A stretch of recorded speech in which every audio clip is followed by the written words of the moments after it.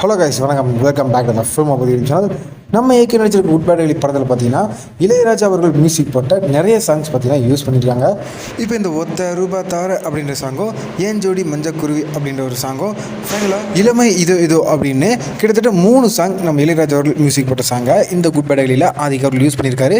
இதனால் வன்மம் பிடிச்ச, வக்கரம் பிடிச்ச, பைத்தியம் பிடிச்ச நம்ம இளையராஜா அவர்கள் பார்த்தீங்கன்னா என் பர்மிஷன் இல்லாமல் என் பாட்டை யூஸ் பண்ணுறேன், ராஸ்கோல் 5 கோடி எடுத்து வச்சுட்டு கிளம்புங்கடா அப்படின்னு நோட்டீஸ் அனுப்பியிருக்காரு. நோட்டீஸு இவர் இது வரைக்கும் மியூசிக் போட்டு சம்பாரிச்சதை விட ராயல்ட்டி கேட்டு சம்பாரிச்சது அதிகம்.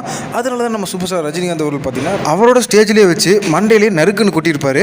சரி, அவரோட மியூசிக்கு அவர் போட்ட டியூனு, அவர் ராயல்ட்டி கேட்குறது என்னடா தப்பு அப்படின்னு நீங்கள் கேட்குறது எனக்கு புரியுது.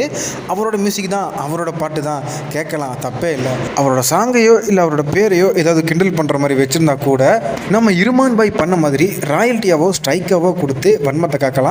ஆனால் இவருக்கு ட்ரிபியூட்டாக தான் இந்த 3 சாங்குமே நம்ம ஆதிக்கு வச்சுருக்காரு.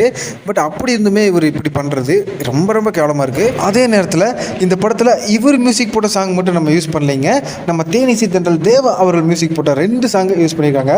ஆனால் அவரோட சாங்கை யூஸ் பண்ணதை பார்த்து சந்தோஷம் தான் பட்டாரே தவிர 5 கோடி கொடு, 5 பைசா கொடு அப்படின்ட்டு நோட்டீஸில் அனுப்பல. இப்போ இண்டஸ்ட்ரியிலேயே நம்ம கவுண்டமணி அவர்களுக்கு அடுத்து ஒரு பெரிய மனுஷனா நம்ம இளையராஜா அவர்கள். ஆனால் கொஞ்சம் கூட இவர் அந்த பெரிய மனுஷ தன்மையோடு நடந்துக்கவே மாட்டேங்கிறாரு. இவர் இந்த மாதிரி பண்ணுவாருன்னு முன்கூட்டியே தெரிஞ்சதுனால தான் good bad ugly team already அந்த 3 சாங்கையும் யூஸ் பண்ணுறதுக்கான பர்மிஷனையும் இவங்க வாங்கி வச்சு நம்ம இளையராஜா குட்டிக்கு மிகப்பெரிய பதிலடி கொடுத்துருக்காங்க. ஸோ இப்படிப்பட்ட தலைக்கணம் முடிச்ச நம்ம இளையராஜா அவர்களுக்கு நம்ம குட் பேட் அக்லி டீம் கொடுத்த இந்த பதிலடி பற்றி நீங்கள் என்ன நினைக்கிறீங்க அப்படின்றத கமெண்ட்டில் சொல்லுங்கள். மீண்டும் ஒரு இன்ட்ரெஸ்டிங்கான வீடியோவில் நான் உங்களை சந்திக்கும் வரை stay tuned and stay safe.